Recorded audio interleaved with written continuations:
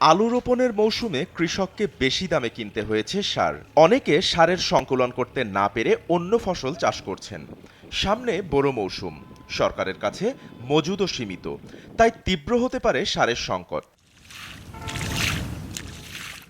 আমদানির জন্য মূল্য পরিশোধে ব্যর্থ হওয়ায় বেশ কয়েকটি বিদেশি প্রতিষ্ঠান সার সরবরাহ করেননি বলে অর্থ মন্ত্রণালয়কে জানিয়েছে কৃষি মন্ত্রণালয়।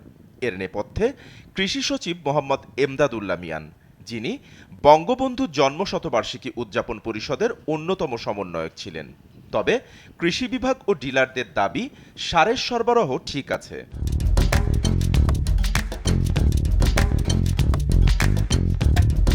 সার সহ সকল প্রকার কৃষি উপকরণের প্রাপ্যতা নিয়ে কোনো সমস্যা নেই।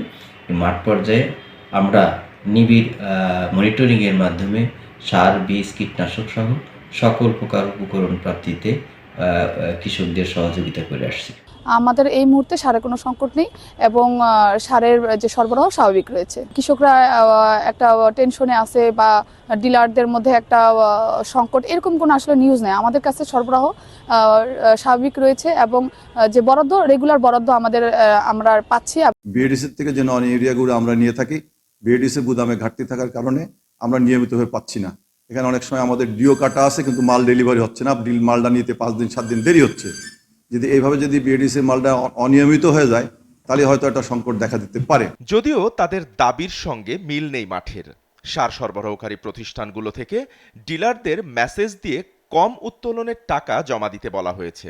কৃষকও ঘুরছেন সঠিক দামে সার পেতে। আপনারা কিছুদিন পর আসো দেমনি, আবার 50 টাকা 100 টাকা বেশি দিলে আবার সার বেরকে দেয়। সরকারের ইচ্ছা বেশি লাই 200-250 টাকা। এখনই 2 থেকে 250 টাকা বাড়তি, বুঝা পারছি। 2 থেকে 250 টাকা বাড়তি। যে ধান আমরা লাগাবো বা নিরান খুরান করবো, এরপর হয়তো সার ফসফেটের দাম আবার বাড়তি করে দিতে পারে। সারের দাম অনেক বেশি, কৃষি অফিসার আসে দেখে না, ইন্ডিকেট করে, এজন্য সাধারণ কৃষকের পুষে না, খালি অবশ্যই করতে হবে, এজন্য করে। ডিসেম্বর থেকে মার্চ পর্যন্ত দেশে সারের চাহিদা সবচেয়ে বেশি থাকে। এ সময়ে আমদানি, বিতরণ ও মজুদ পরিস্থিতি নাজুক হলে তার প্রভাব পড়বে উৎপাদনে, বলছেন কৃষি অর্থনীতিবিদরা। বড় মৌসুমে যে কৃষিকাজ আমরা করি, এর জন্য সার, ঔষধ, পানি এগুলো অত্যন্ত গুরুত্বপূর্ণ উৎপাদনের উপকরণ। তো এগুলোর উপকরণগুলোর মধ্যে যদি কোনো ঘাটতি থাকে অথবা সরবরাহ শ্রেণীর মধ্যে যদি কোনো বিশৃঙ্খলা ঘটে, তাহলে উৎপাদনটা বাধাগ্রস্ত হবে। কারণ এই উৎপাদনের জন্য সময় মতো সার, ঔষধ সহ অন্যান্য উপকরণগুলো দেওয়া জরুরি। সময় মতো যদি আমরা দিতে না পারি তাহলে কিন্তু উৎপাদনের ঘাটতি ঘটবেই। তবে এ নিয়ে কথা বলতে কৃষি সচিব এমদাদুল্লাহ মিয়ানের সঙ্গে যোগাযোগ করা হলেও তিনি ফোন রিসিভ করেননি। মেসেজ পাঠানো হলেও তিনি তার জবাব দেননি। দেশে মোট রাসায়নিক সারের 70%-এরও বেশি ব্যবহৃত হয় শুধু বোরো ও রবি মৌসুমে। সরকারের কাছে থাকা সারের প্রয়োজনীয় যোগান উদ্বেগ তৈরি করেছে।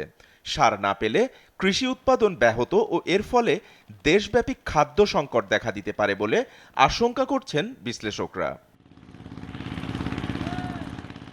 SATV digital.